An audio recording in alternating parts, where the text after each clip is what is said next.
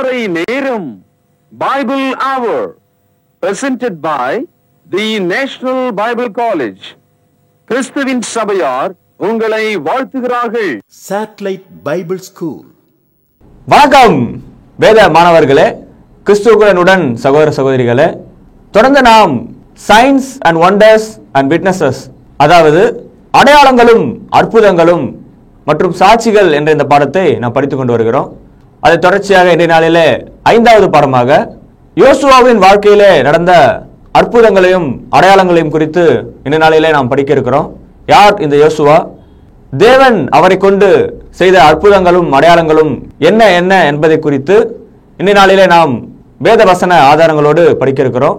எனவே இந்த நிகழ்ச்சியை நீங்கள் பாருங்கள். இந்த நிகழ்ச்சியிலே சொல்லப்படுகிற வசனங்கள் எல்லாம் எழுதி கொண்டு அதை குறித்து சிந்தியுங்கள், மனம் திரும்புங்கள். இன்றைய நாளிலும் கூட நமது போதகர் டாக்டர் பீட்டர் சாலமன் ஐயா அவர்கள் நற்செய்தி அளிப்பார். வணக்கம் தேசிய வேதாம கல்லூரி மாணவ கண்மணிகளே, அருமை தோழர்களே, பெற்றோர்களே, உலகளாவிய என் தமிழ் சொந்தங்களே, நேஷனல் பைபிள் காலேஜ் வழங்கும் இந்த ஆன்லைன் வகுப்புக்கு உங்களை வரவேற்கிறதுல பேரானந்தம் கொள்கிறேன். இந்த நாட்களில் signs and wonders with witnesses, அற்புதங்களும் அடையாளங்களும் சாட்சிகளுடன் என்ற தலைப்பில் தான் இந்த பாடத்தை நம்ம படிக்கிறோம். பைபிளில் நாம் படிக்கிற எந்த ஒரு அற்புதமும் எந்த ஒரு அடையாளமும் ஒரு சாட்சி இல்லாமல் இல்லை. இன்னைக்கு மனுஷர்கள் நம்ம ஏமாற்றுகிறார்கள், விஞ்ஞானத்தின் துணையோடு ஏமாற்றுகிறார்கள். எள் கொண்டு தயாரிக்கிறது நல்ல எண்ணெய், ஆனால் எள்ளும் இல்லை, நல்ல எண்ணெயும் இல்லை. மனிதனுக்கு தீங்கான ஒரு பொருளை கொண்டு நல்லெண்ணெயை உற்பத்தி செய்து மார்க்கெட்டில் விற்கிறாங்க. அது மாதிரி பொய்யான அற்புதங்களை தகவலாக பரப்பி உலகம் முழுதும் மக்களை ஏமாற செய்கிறாங்க. சிலை பேசுகிறது என்று ஒரு மதம் சொல்லுது. கிறிஸ்தவர்களும் அதான் சொன்னாங்க. கிறிஸ்தவர்கள் தான் இதை ஆரம்பித்தாங்க. இந்த சிலை பேசுகிற இந்த கருத்தை ஆரம்பிச்சவங்க கிறிஸ்தவர்கள் தான், குறிப்பாக கத்தோலிக்கர்கள். அதனால் சகோதரர்களே, பிசாசுக்கு நீங்கள் அடிமைகளாக போகாமல் தேவனுடைய வார்த்தையை படிக்கும்போது அது சத்தியம் என்றும் அதன் சாட்சியாக தேவனும் அவருடைய தீர்க்கதரிசிகளும் அவருடைய அப்போஸ்தலரும் இருக்கிறார்கள் என்பதை புரிந்து கொள்ளுங்கள். இந்த நாட்களில் பழைய ஏற்பாட்டு அற்புதங்களை குறித்து படிக்கிறோம். நேற்று மோசேயினுடைய அற்புதங்களை நம்ம கவனிச்சோம் இல்லையா? அதை தொடர்ந்து மோசேயினுடைய உடன் ஊழியக்காரனான யோசுவாவை பற்றி படிக்கிறோம். யோசுவாவினுடைய காலத்தில் நடந்த 3 பெரிய அற்புதங்கள், அடையாளங்கள், இதை நீங்கள் கவனிக்கணும். கர்த்தர் யோசுவாவை தெரிந்து கொண்ட போது தேவன் என்ன சொன்னார் என்பதை நீங்கள் கவனிக்கணும். யோசுவா புத்தகம் 1வது அதிகாரம், பழைய ஏற்பாட்டில் 269வது பக்கம், 5வது வசனம். நீ உயிரோடு இருக்கும் நாளெல்லாம் ஒருவனும் உனக்கு முன்பாக எதிர்த்து நிற்பதில்லை. பேனால் அடிக்கோட்டிடுங்கள். நான் மோசேயோடு இருந்தது போல உன்னோடு இருப்பேன். நான் உன்னை விட்டு விலகுவதும் இல்லை, உன்னை கைவிடுவதும் இல்லை. அன்பு சகோதரர்களே, தேவன் யோசுவாக்கு எவ்வளவு விரிவான அகலமான வாக்குத்தத்தமாகிய ஆசீர்வாதத்தை கூறுகிறார். I never leave you nor forsake you. நான் உன்னை விட்டு விலகுவதும் இல்லை, உன்னை கைவிடுவதும் இல்லைன்னு சொன்னார். அப்படியானால் தேவனுடைய கருத்தின் பொருளாக யோசுவா இருக்கிறார். யோசுவா செய்த அந்த அற்புதங்கள் தேவனை நமக்கு சாட்சியாக காண்பிக்கிறது.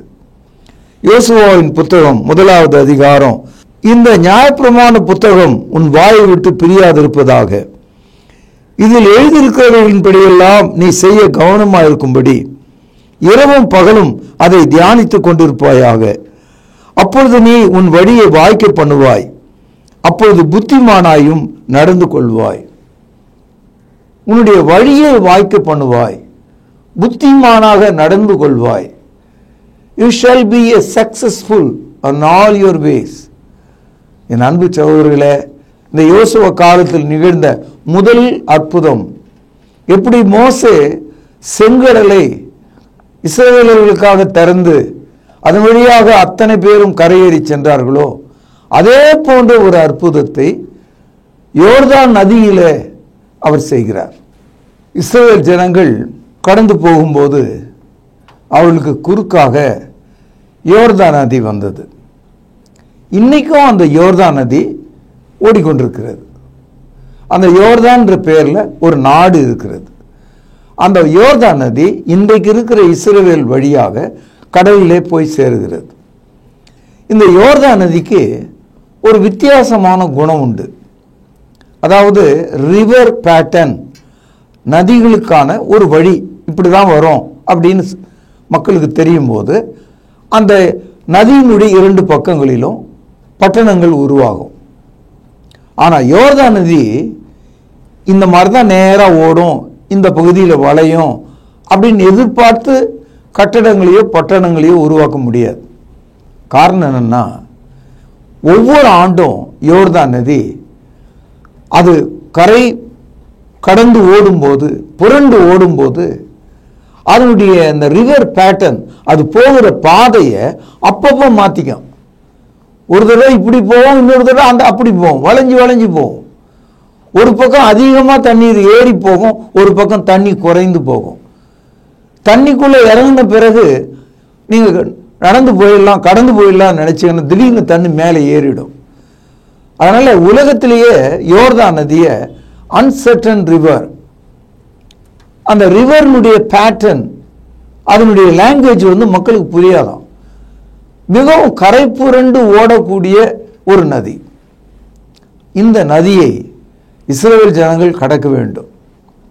அப்படி கடக்க அவர்கள் விரும்பும் போது யோசுவா சொன்னாரு, ஆசாரியர்கள் தேவனுடைய உடன்படிக்கை பெட்டிய தங்கள் தோள் மேலே சுமந்த வண்ணம் முதலாவது அந்த ஆற்றிலே இறங்க வேண்டும். அவர்களுடைய கால்கள் தண்ணீரில் பட்ட உடனே அந்த ஆறு இரண்டாக உடைந்து ஒரு பக்கம் குவியலாக தண்ணீர் மதிலாக நிற்கும், மறுபக்கம் தண்ணீர் குவிந்து மதிலாக நிற்கும். இதே காட்சியை சிவந்த சமுத்திரத்தில் இஸ்ரவேலர்கள் சந்தித்தார்கள். கர்த்தர் மோசையோடு இருந்தது போல யோசுவாவோடும் இருந்தார். மோசே செங்கடலை திறந்தார், யோசுவா யோர்தான் நதியை திறந்தார். என் அன்பு சகோதரர்களே, இந்த அற்புதம் ஒரு சின்ன நிகழ்ச்சியாக நீங்க பார்க்கக்கூடாது. இயற்கையின் மீது செய்யப்பட்ட ஒரு அற்புதம். ஒரு மந்திரத்தில் மாங்காய் என்று இன்றைக்கு மக்கள் பேசுகிறார்களே, அப்படி அல்ல. It is against the nature. இயற்கைக்கு மேலாக செய்யப்பட்டிருக்கு. இதை நீங்கள் சிந்தித்து பார்க்கணும். தேவன் நமக்கு இப்படிப்பட்ட ஒத்தாசை செய்ய வல்லவர். இந்த அற்புதத்தை படிக்கும்போது தேவன் உங்களுக்கு எதிராக இருக்கிற முடிவில்லாது இருக்கிற பிரச்சனைகளை ஒரு ஆற்றை போல, ஒரு நதியை போல உங்களை மூழ்க செய்யக்கூடிய பிரச்சனைகளை தடுக்கவும் பிரிக்கவும் அவர் வல்லவர் என்பதை நீங்கள் புரிந்து கொள்ளுங்கள்.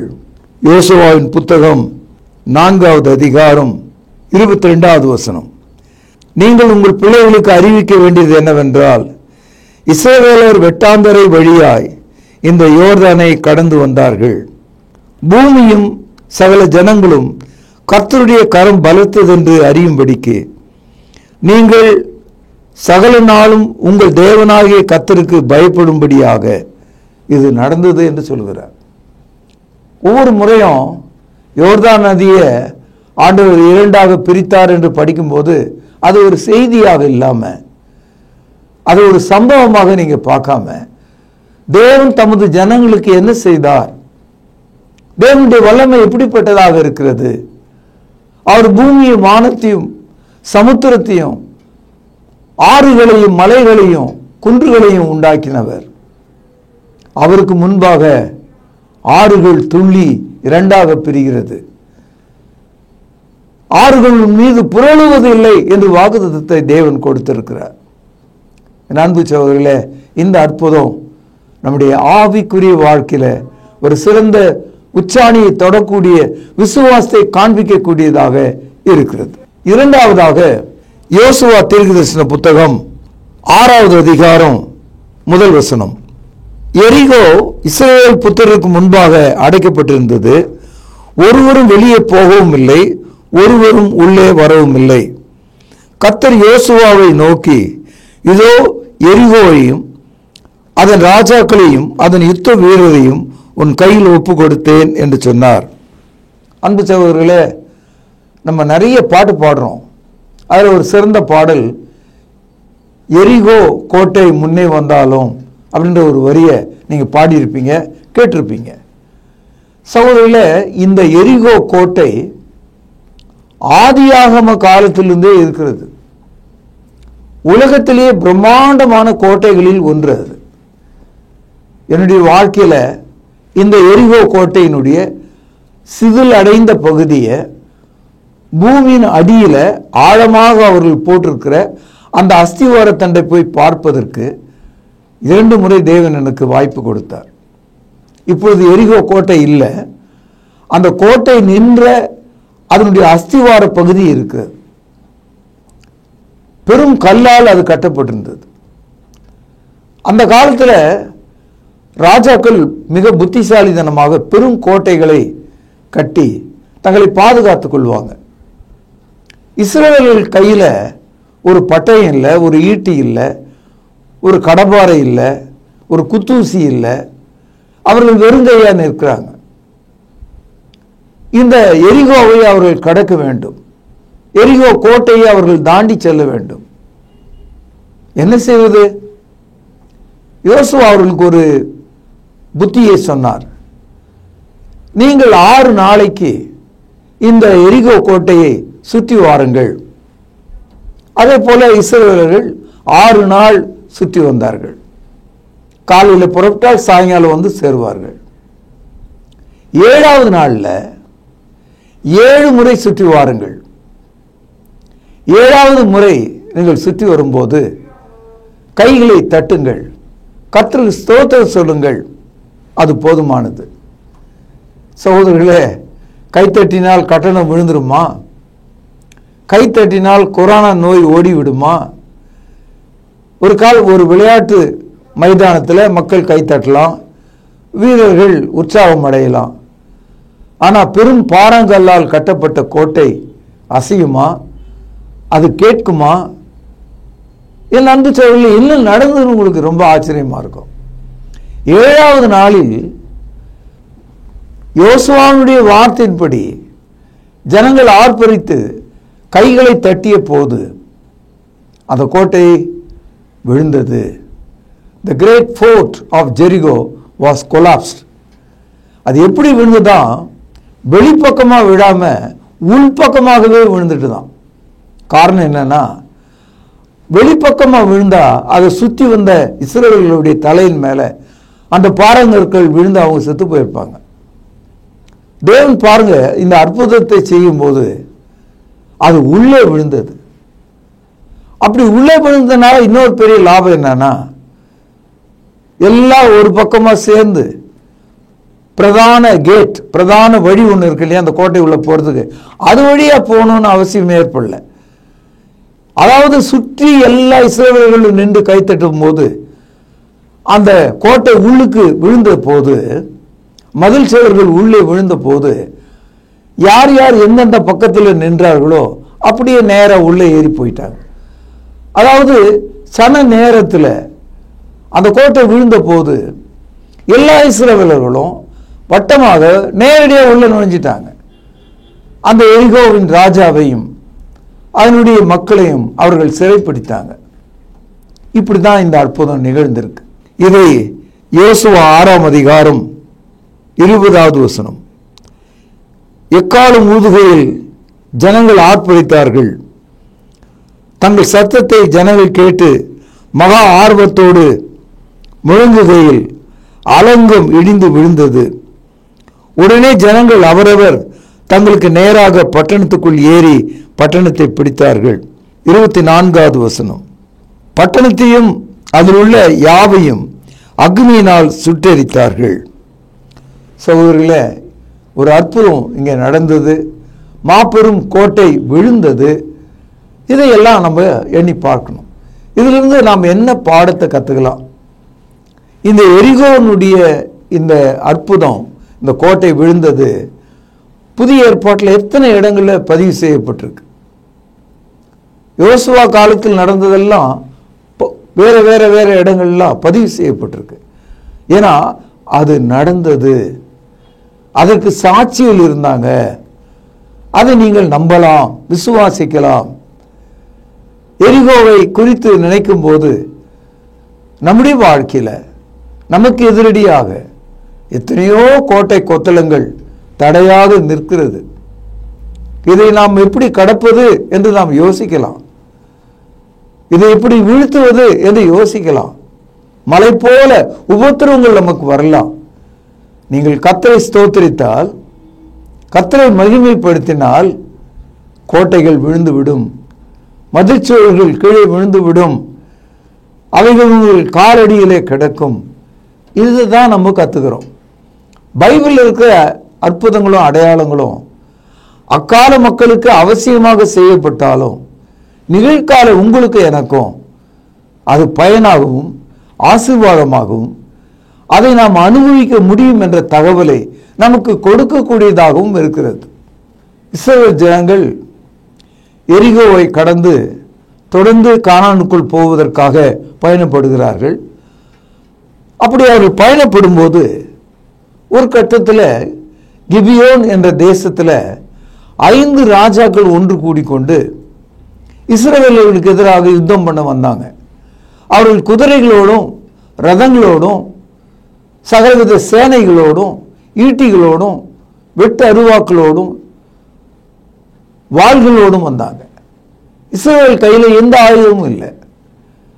பாருங்கள், யோசுவா 10ஆம் அதிகாரம் 5வது வசனம்.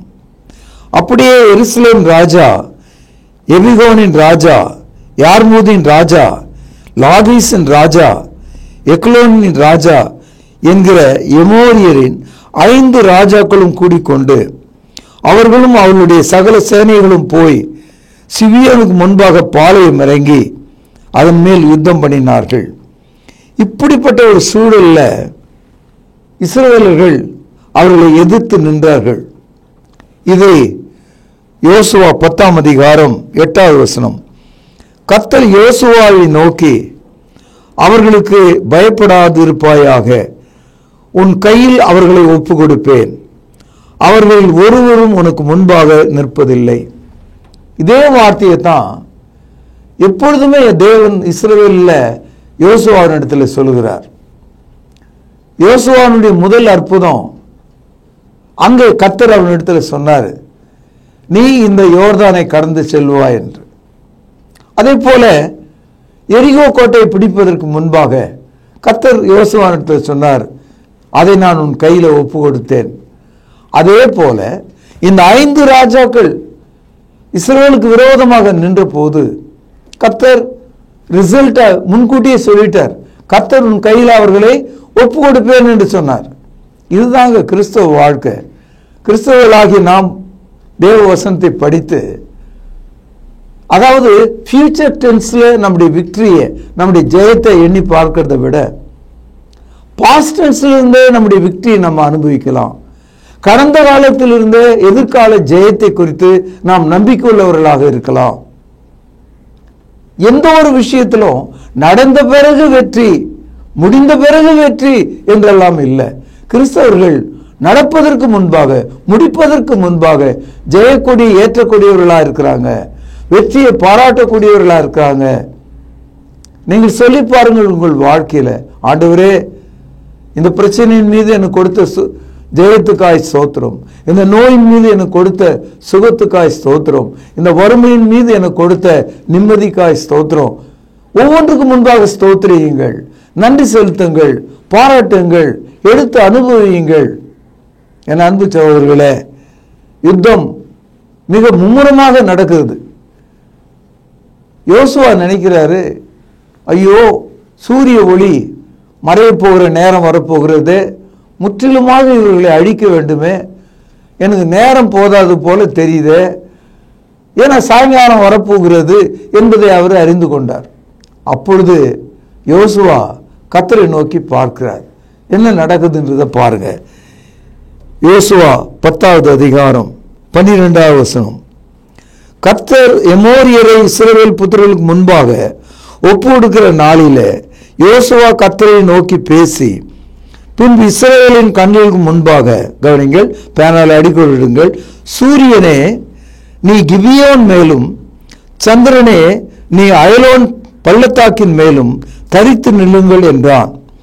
அப்பொழுது ஜனங்கள் தங்கள் சத்துருக்களுக்கு நீதியை சரிக்கட்டும் மட்டும் சூரியன் தரித்து சந்திரனும் நின்றது.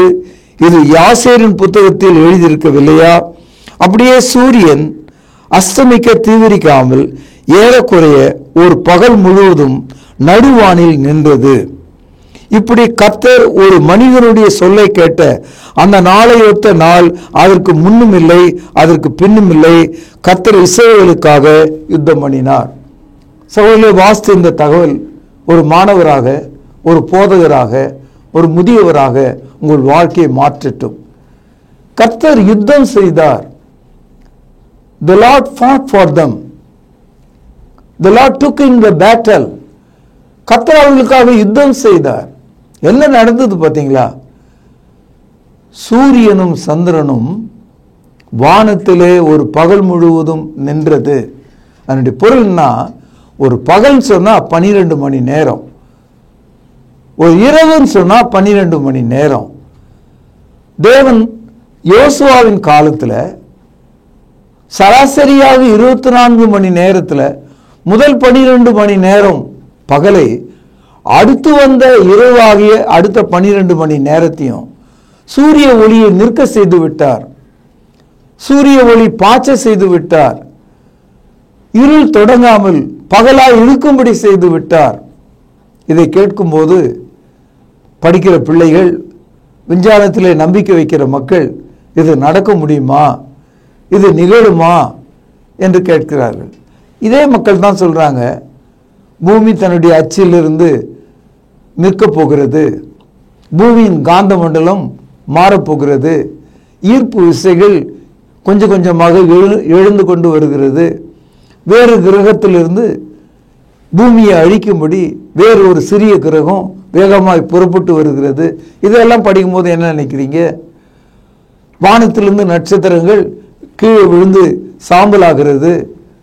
இதையெல்லாம் மனிதர்களாகி நாம் இன்னமும் பேசிக்கொண்டு தானே இருக்கோம், அனுபவித்து கொண்டு தானே இருக்கிறோம். வானத்தையும் பூமியை உண்டாக்கிய தேவன் சூரியனையும் சந்திரனையும் நட்சத்திரங்களையும் உண்டாக்கினார். பகலையாள சூரியனையும் இரவையாள சந்திரனையும் நட்சத்திரங்களையும் உண்டாக்கினார். இந்த சூரியனும் சந்திரனும் நட்சத்திரங்களும் நம்ம வீட்டில் இருக்கிற சுவிட்ச் போர்டு மாதிரி. சுவிட்ச் ஆன் பண்ணால் வீட்டில் லைட் எரியும், சுவிட்ச் ஆஃப் பண்ணால் லைட்டு ஆஃப் ஆகிடும். அது மாதிரி தேவன் தமது வலிமையான இந்த சிருஷ்டிப்பில், இந்த படைப்பில் அவருக்கு சித்தமானது எதுவோ அதை செய்ய அவர் வல்லவராக இருக்கிறார். சங்கீதம் 148 3-4 வசனங்கள், பழைய ஏற்பாட்டில் 162வது பக்கம். சூரிய சந்திரரே அவரை துதியுங்கள், பிரகாசமுள்ள சகல நட்சத்திரங்களே அவரை துதியுங்கள், வானாதி வானங்களே அவரை துதியுங்கள், ஆகாயத்தின் மேலுள்ள தண்ணீர்களே அவர்களை துதியுங்கள். 8ஆம் வசனம் பாருங்கள். அக்னியே, கல்மழையே, உறைந்த மழையே, மூடு பனியே, கவனிங்கள், பேனல் அடிக்கொள்ளுங்கள், அவர் சொற்படி செய்யும் பெருங்காற்று. அதாவது இந்த 148வது சங்கீதத்தில் கேலக்சி, வான மண்டலங்கள், ஆகாய விரிவுகள், இதை குறித்து பேசுகிறார்.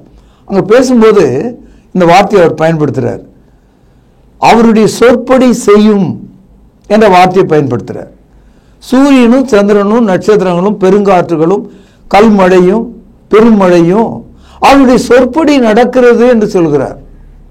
அதுதான் யோசுவாவின் காலத்தில் சூரியனும் சந்திரனும் ஒரு பகல் முழுவதும் நின்றது. அந்த சூரிய ஒளி கூடுதலாக அவர்களுக்கு கிடைச்சதுனால, அந்த பகல் அவர்களுக்கு அதிகமானதுனால அவருடைய எதிரிகளை 100% வெற்றி கொள்ள அவர்களால் முடிந்தது. God extended the sunlight for the next 12 hours. Therefore Joshua and his army are overpowered and destroy the enemy. அதுபோல நம்முடைய வாழ்க்கையில நமக்கு எதிராக ஒரு கோர்ட்ல நியாய தீர்ப்பு வரும், வியாபாரத்தில் ஒரு பெரும் நஷ்டம் ஏற்படும், கல்வியில் ஒரு பெரும் தோல்வி ஏற்படும், வாழ்க்கையில் ஒரு பெரிய மரணம் ஏற்படும். அதை ஜெயிப்பதற்கு, அதை வெற்றி கொள்வதற்கு, அதை மேற்கொள்வதற்கு உனக்கு காலத்தையும் நேரத்தையும் வெளிச்சத்தையும் சந்தர்ப்பத்தையும் தேவன் கொடுக்கக்கூடியவராக இருக்கிறார். இதுதான் நான் புரிஞ்சுக்கிட்டேன். நீங்கள் புரிந்து கொள்ள வேண்டும் என்று கேட்கிறேன். மக்கள் கேட்கிறாங்க, சூரியன் சந்திரன் எல்லாம் நிற்க முடியுமா? சகோதரர்களே, உங்களுடைய இந்த குருவி சைஸு மூளையில் கேட்குற இந்த கேள்விகளுக்கு நான் உங்களுக்கு பதில் சொல்ல முடியாது. தேவனுடைய கட்டுப்பாட்டுக்குள்ள இந்த அண்ட சராசரம் முழுவதும் இருக்கு. நீங்க முக்கியமான ஒரு செய்தியை நீங்க புரிஞ்சுக்கணும். இயேசு கிறிஸ்துவனுடைய இரண்டாவது வருகை ஆன பிறகு இப்பொழுது நீங்கள் பார்க்கிற வானங்களும் பூமியும் ஒரு பாயை போல சுருட்டப்பட்டு அது எரிக்கப்பட்டு சாம்பலாக்கப்படும் என்று தான் வெளிப்படுத்தல் புத்தகத்தில் நாம் படிக்கிறோம். 2 பேதுரு 3ஆம் அதிகாரத்தில் நாம் படிக்கிறோம். The present cosma, the present world will be burned into dust என்று தான் நாம் படிக்கிறோம். அதனால சூரியன் நின்று விட்டது, நட்சத்திரம் நின்று விட்டது என்று தனியாக மட்டும் பேசாதீங்க. தேவனுக்கு சித்தமானால் இந்த அண்ட சராசரங்கள் அனைத்தையும் அவரால் மாற்றி போட முடியும், பாயை போல சுருட்டி வீசி எறிய முடியும். தேவன் இவைகளுக்கும் மேலான பெரிய தேவனாய் இருக்கிறார். God is greater than the universe. இப்பொழுது இருக்கிற காண்கிற இந்த உலகத்தை பார்க்கலும் மிக பெரியவராக இருக்கிறார். யோபு இந்த கேள்வியை உங்களை பார்த்து கேட்கிறார். யோபுடைய புத்தகம் 38வது அதிகாரம் பக்கம் 666 2ஆம் வசனம். அறிவில்லாத வார்த்தைகளினால் ஆலோசனையை அந்தகாரப்படுத்துகிற இவன் யார்? மனிதர்களை பார்த்து ஆண்டவர் சொல்றாரு, உன் அறிவில்லாத பேச்சை நிறுத்துன்றார். 4வது வசனம் பாருங்கள். நான் பூமியை அஸ்திபாரப்படுத்துகிற போது நீ எங்கே இருந்தாய்? நீ அறிவாளியானால் அதை அறிவி. அதற்கு அளவு குறித்தவர் யார்? அதன் மேல் நூல் போட்டவர் யார்? இதை நீ அறிந்திருந்தால் சொல்லு. அதன் ஆதாரங்கள் எதன் மேல் போடப்பட்டது? அதன் கோடி கல்லை வைத்தவர் யார்? அப்போது விடியற் காலத்து நட்சத்திரங்கள் ஏகமாய் பாடி தேவபுத்திரர் எல்லாரும் கம்பீரிப்பார்களே. அன்பு சகோதரர்களே, யோபு மூலமாக இந்த கேள்வியை அவனுடைய நண்பர்களுக்கு தேவன் அன்னைக்கு கொடுத்தார். அதே கேள்வி நான் உங்களுக்கு முன்னால் கொண்டு வந்து வைக்கிறேன். இன்னைக்கு நம்ம புத்திசாலித்தனமா எல்லாவற்றையும் ஒரு தொலைநோக்கின் வழியை பார்க்கக்கூடிய அறிவு மிகுந்த ஒரு காலத்தில் நாம் இருக்கிறோம். அது உண்மைதான். ஆனால் அதற்கு மேலே தேவன் பெரியவராக இருக்கிறார். அவருடைய வல்லமைகள் மிக பெரியதாக இருக்கிறது. இந்த பூமியை உண்டாக்கும் போது நீ எங்க இருந்த? இந்த பூமி அந்த ஆழத்தில் தங்கும் போது எங்க இருந்த? இந்த பூமிக்கு அளவை யார் குறித்தது? பூமி தனக்குத்தானே சுழலும்படி வல்லமை கொடுத்தது யாரு? சூரியனையும் சந்திரனையும் அங்கே வானத்தில் நிறுத்தியது யாரு? நட்சத்திரங்களை உழைக்கும்படி வைத்தது யாரு? இயேசு கிறிஸ்து பிறந்த போது அவருக்கென்று ஒரு நட்சத்திரம், அவர் குடியிருந்த அந்த வீட்டந்தை வரும் வரைக்கும் அந்த சாஸ்திரிகளை வழிநடத்தினது என்று படிக்கிறோமே. தேவனால ஒரு நட்சத்திரத்தை ஒரு தனி காரியமாக வழிநடத்த முடியும் என்று இந்த பைபிளை நான் படிக்கிறேன். அதனால்தான் யோசுவாவின் காலத்தில் நடந்த இந்த 3 அற்புதங்களும் நம்முடைய வாழ்க்கையை மாற்றக்கூடியதாக இருக்கிறது. முதலாவது யோர்தான் நதி பிளந்ததை பார்த்தோம். 2வது எரிகோ பட்டணம் விழுந்ததை பார்த்தோம். 3வது நடுவானில் சூரியன் நின்றதை குறித்து நாம் படித்தோம். இந்த 3 அற்புதங்களும் கடந்த கால நிகழ்ச்சியாக இருந்தாலும் நிகழ்காலத்தில் உங்களுக்கு எனக்கும் ஒரு படிப்பினையாகவும் பாடமாகவும் விசுவாசத்துக்குரிய போதனையாக இருக்கிறது என்று சொல்லி இதன் தொடரை நாளை நாம் கவனிக்கலாம். பிரார்த்தனை செய்வோம். ஞானமுள்ள தகப்பனே, நான் உன்னை விட்டு விலகுவதும் இல்லை, உன்னை கைவிடுவதும் இல்லை. இந்த நியாயப்பிரமாண புத்தகம் உன் வாயை விட்டு பிரியாதிருப்பதாக. அப்பொழுது நீ புத்திமானாகவும் சகலத்தையும் செய்து முடிக்கிற திராணி உள்ளவனாய் இருப்பாய் என்று சொன்னீரே. அந்த வார்த்தை இந்த ஜனங்களுக்காக நான் எடுத்து ஜெபிக்கிறேன். கேட்ட மக்களை ஆசீர்வதியும், புது அனுபவத்தை மக்களுக்கு தாரும். இயேசுவின் நாமத்திலே ஜெபம் கேளும் பிதாவே, ஆமென். தொடர்பு கொள்ள வேண்டிய முகவரி: திருமறை நேரம், 58 சர்ச் தெரு, குமரன் நகர், சென்னை 6,82,000. தொலைபேசி எண் 0442550082. செல்போன் 9385500882. கர்த்தாவே, தேவர்களில் உமக்குப்பானவர் யார்? வானத்திலும் பூமியிலும் உமக்குப்பானவர் யார்? உமக்குப்பானவர் யார்? உமக்குப்பானவர் யார்? வானத்திலும் பூமியிலும் உமக்குப்பானவர் யார்? வானத்திலும் பூமியிலும் உமக்குப்பானவர் யார்?